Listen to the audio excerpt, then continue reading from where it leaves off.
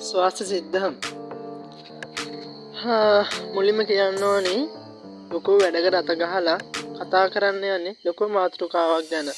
කවුරුත් නොහිතන අපිට නොපෙනෙන හැබැයි අතුල් පැත්තෙන් යන ලොකු ගේම් එකක් ගැන. මේ ගැන කතා කරනකොට අපිට ගල් මුල් පහරවල් වගේම මල් පාරවලුත් අපිට අනිවාර්යයෙන්ම එල්ල වෙයි. මුලින්ම හරි මම ඒ ටික පස්සේ කියන්නම්. ස්ක්‍රිප්ට් ලියාගෙන ඒ වගේ පිටපත් බලාගෙන නෙමෙයි. අපි මාස ගානක් තිස්සේ හෙට්ටු වෙලා ඔට්ටු වෙලා අපි ලබාගත් දේවල් අපි දැනගත්ත දේවල් වලින් තමයි මේ වීඩියෝ එක කරන්නේ. එක චරිතයක් මූලික කරගෙන ප්‍රධාන චරිත කිහිපයක් ඉන්නවා.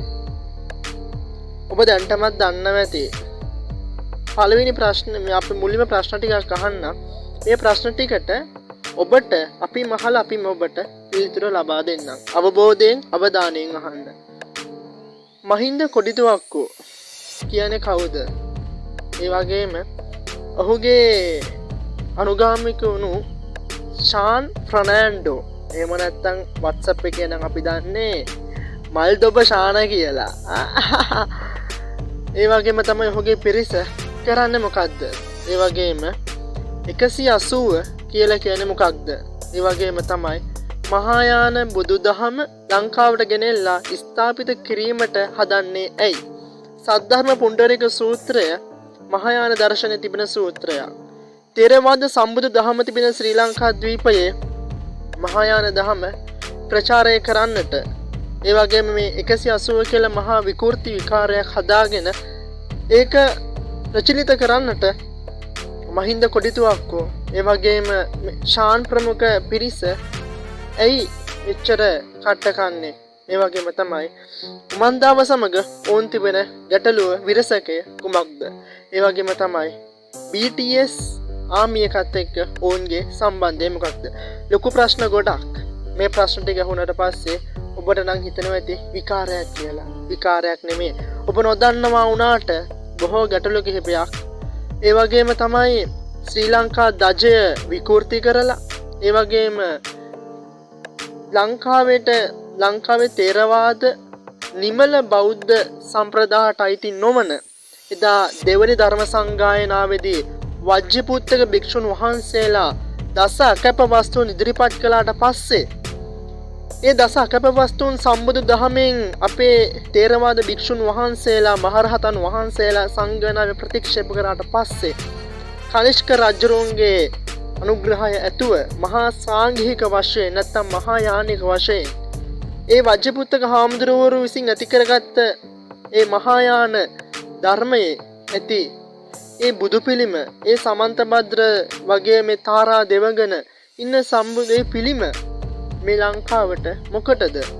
ඇයි මේ මහායාන ධර්මය ලංකාවේ ප්‍රචලිත කරන්න මේ පිරිස මෙච්චර කට්ටකන්නේ? මුලින්ම කියන්නම් 180 ගැන.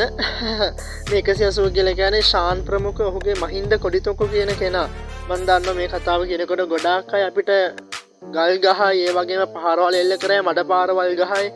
ඒ අතරින් මේ ගැන දන්න අය ඒ වගේ මේ ගැන යම් කිසි දෙයක් අධ්‍යයනය කරපු අය අපිට මල් පාරවලුත් ඒ වගේ නේද අපිට නෙලයි කමක් නැහැ. අවබෝධයෙන් හොඳින් අහන්න. මෙතෙන් හින්දේ මේ ඉදිරිපත් කරන්නේ ඔබට අපි කවුරුත් නොදන්න තිරයෙන් පිටුපස්ස වෙන අමුතුම සෙල්ලමක් ගැන. තේරුණාද? කියන්නේ මොකක්ද කියලා හිතාගන්න බැරුව ආරම්භයක් ගන්න කොහොමද? මොකද මේක හරිම පැටලිලි සහගත ථේරවාද සම්බුදු දහමට නිගරුවන ප්‍රහාර එල්ල වෙන දේවල් තමයි මේ ගොල කරන්නේ. WhatsApp group හදාගෙන ඒ වගේම තමයි BTS ආමි කියන පිරිසක් සමග එකතු වෙලා ශ්‍රී ලංකා දජය විකෘති කරමින් ඒ වගේම සම්බුදු දහම විකෘති කරමින් ධම්මපදයේ ගාථාවන් විකෘති කරමින් ජාතිවාදය අවුස්සමින් මේ කරන විකාරය මොකක්ද?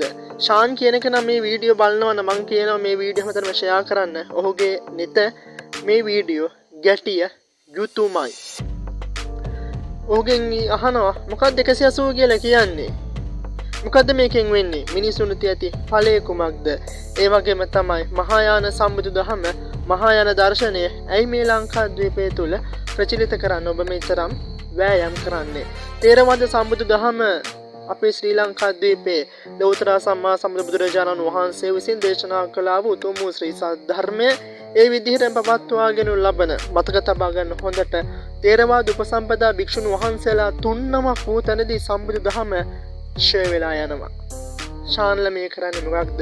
මහින්ද කොඩිතුවක්කුල මේ කරන්නේ මොකක්ද? මහින්ද කොඩිතුවක්කුගේ අපි දන්න විදිහට අග්‍ර ශ්‍රාවක කියලා කියන්නේ එරන්ද කියලා පුද්ගලයෙක්. මොකක්ද මේ කරන විකාරය? අවධානයෙන් සිටින්න අපි බලමු ඉදිරියට මොවුන්ගේ මේ මල විකාරය මොකක්ද කියලා. ඒ වගේම තමයි මාර්තු 21 හෝ මාර්තු 12 මේ දින දෙකකින් එකක් ලෝක BTS සංගීත කණ්ඩායම ඉන්න 7 දෙනා සංවත්සරයක් වගේ ඔවුන්ගේ ලොකුම ෆෑන් පේජ් එක පවත්වන්න යනවා. මෙදාටම වෙල්ලස්සේ මහායාන ධර්මයේ ඇති සද්ධර්ම පොණ්ඩරික සූත්‍රයත් මේ BTS ඒ ආමියකට සම්බන්ධ වෙලා යයි සිටින හෝ BTS ආමි පිටින් දාලා ඒ විදිහට රඟ දක්වන මේ චානල ප්‍රමුඛ නඩය කරන්න යන්නේ ඇත්තටම මොකක්ද? අපි ඒ ගැන අවධානයෙන්